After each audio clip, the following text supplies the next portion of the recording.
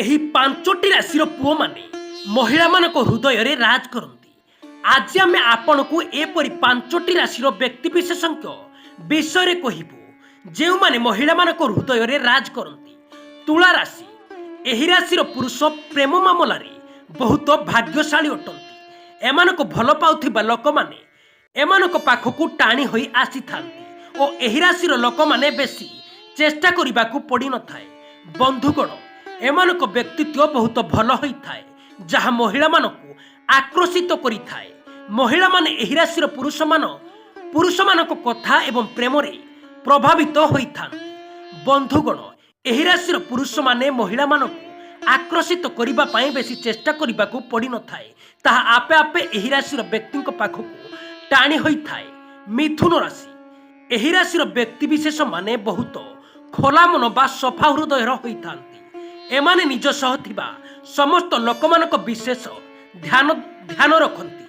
ମହିଳାମାନଙ୍କୁ ଏମାନଙ୍କର ଏହି କଥା ବହୁତ ପ୍ରଭାବିତ କରିଥାଏ। ବନ୍ଧୁଗଣ, ଏହି ରାଶିର ବ୍ୟକ୍ତି ଭଲ ଗୁଣ ହେଉଛି କି ଏମାନେ ଅନ୍ୟମାନଙ୍କ ଉପରେ ନିଜର ଛାପ ବହୁତ ଶୀଘ୍ର ଛାଡ଼ିଥାନ୍ତି। ଏମାନଙ୍କ କଥା କହିବା ଅନ୍ଦାଜ ମହିଳାମାନଙ୍କୁ ଭଲ ଲାଗିଥାଏ। ସିଂହ ରାଶି। ଏହି ରାଶିର ବ୍ୟକ୍ତିବିଶେଷର ଲୋକେ ଦେଖିବାକୁ ବହୁତ ସୁନ୍ଦର ହୋଇଥାନ୍ତି। ଏମାନଙ୍କ ଆକର୍ଷିତ ବ୍ୟକ୍ତିତ୍ୱ ସମସ୍ତ ମହିଳାମାନଙ୍କୁ ପସନ୍ଦ ଆସିଥାଏ। ସିଂହ ରାଶିର ପୁରୁଷମାନଙ୍କ ଜୀବନରେ ପ୍ରେମ ବହୁତ ମୁଖ୍ୟ ଭୂମିକା ରହିଥାଏ। ମହିଳାମାନେ ଏମାନଙ୍କ ଉପରେ ଭରସା କରିଥାନ୍ତି। ଏହି ରାଶିର ପୁରୁଷମାନେ ସ୍ୱଭାବରେ ଟିକେ ଲାଜକୁଳା ହୋଇଥାନ୍ତି କିନ୍ତୁ କଥା କହିଥାନ୍ତି ଯାହା ସମସ୍ତଙ୍କୁ ଆକର୍ଷିତ କରିଥାଏ। ବିଛା ରାଶି। ଏହି ରାଶିର ପୁରୁଷମାନଙ୍କ ଆକର୍ଷିତ ବ୍ୟକ୍ତିତ୍ୱରେ ଲୋକମାନେ ଏମାନଙ୍କ ପାଖକୁ ଆସିବାକୁ ଭଲ ପାଆନ୍ତି।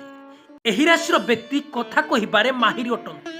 ଏମାନେ ବହୁତ ଖୁସି ମିଜାଜର ବ୍ୟକ୍ତି ଅଟନ୍ତି। ଏମାନେ ସମସ୍ତଙ୍କୁ ଖୁସିରେ ଧ୍ୟାନ ରଖିଥାନ୍ତି। ମକର ରାଶି।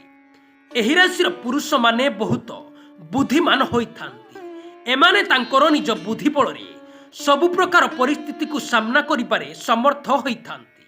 ଏମାନେ ବହୁତ ସଚ୍ଚୋଟ ମଣିଷ ଅଟନ୍ତି। ନିଜ ଜୀବନସାଥୀ ହାତ ଏମାନେ କେବେ ବି ଛାଡ଼ନ୍ତି ନାହିଁ। ମହିଳାମାନଙ୍କୁ ଏମାନଙ୍କର ଏହି ସବୁ ଗୁଣ ପ୍ରଭାବିତ କରିଥାଏ। ବନ୍ଧୁଗଣ, ଯଦି ଏହି ଭିଡ଼ିଓଟି ଭଲ ଲାଗେ ତେବେ ନିହାତି ଗୋଟିଏ ଲାଇକ୍ କରିବା ସହିତ ଏହାକୁ ସେୟାର କରିଦିଅନ୍ତୁ ଏବଂ ଚ୍ୟାନେଲଟିକୁ ନୂଆ ଆସିଥିଲେ ଚ୍ୟାନେଲଟିକୁ ସବସ୍କ୍ରାଇବ୍ କରନ୍ତୁ।